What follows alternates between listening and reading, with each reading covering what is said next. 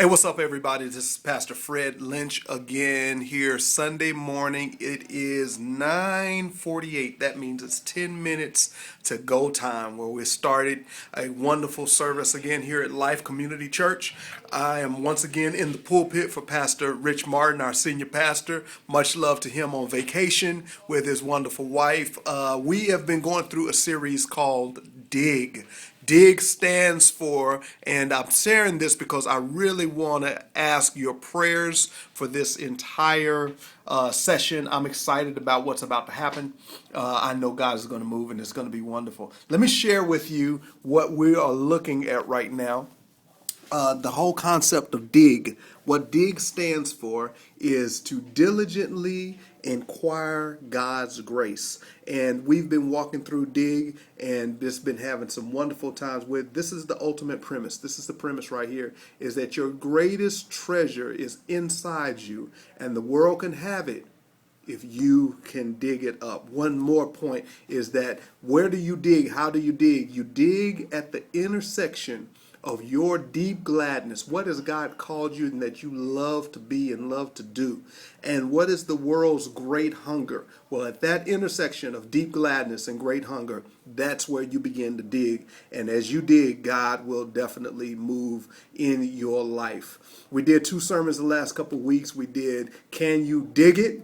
And then we did Mark the Spot last week. Well, this week we're doing another message, and I just wanted to share it with you and solicit your prayers. This is for those that are out there at Bedside Baptist, didn't get a chance to get in, or you're on your way to church and you just want to pray for your boy. Check this out. The name of the message that we're going to do is simply entitled Untapped. There are some things in all of our lives that I would venture to say that are untapped, that we haven't even seen the fullness of what God is going to do in our lives.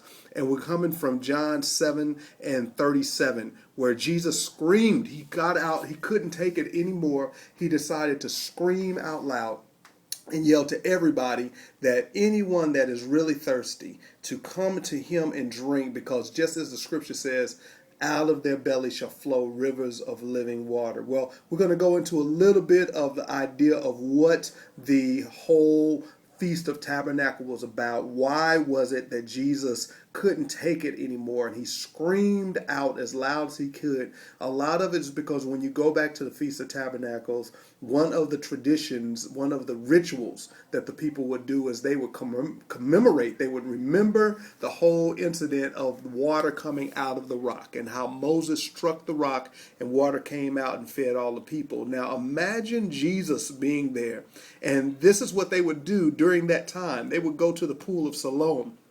They would go to this place and they would pour water out of this pool, and then they would pour it out on the rocks, celebrating how God met the people's need there way long time ago. But what is he doing today? And I can imagine Jesus can't take it no more, sitting there watching all of these people hurt, in pain, looking for an answer, but yet they're not calling on him, and he was right there. And so as a result, he screamed out, those that really are thirsty, come to him. Just as he was the rock in the desert, the water in the rock in the desert, he is the water today. And anyone that believes on him, as the scripture says, out of his belly. Now, this is what we're going to magnify in the last part of it, is out of his belly shall flow rivers of living water. Looking at that first point is we're saying that which is one untapped is going to come out of your belly. I want to encourage you guys. That's what's on the inside of you that's untapped. It's going to come out of your belly. You don't have to look for somebody else for it to flow out of. It will flow out of you. Then we're going to also look, it says that shall flow rivers. And this is what's so important, folks. You've got to get to the place where you operating in your flow. Operate in the river's flow, the flow that's in you. What is it that's in you that's so powerful that it flows? And ultimately it says that there be living water. And so does it flow? Does it give life? If it flows and it gives life, then that is that untapped resource that you've got to tap into and allow God to use you. Hey, God bless you guys. Pray for your boy. We're going to have a great service. Hopefully afterwards I get a chance to share with you how things went, and I appreciate and solicit your prayers. Peace.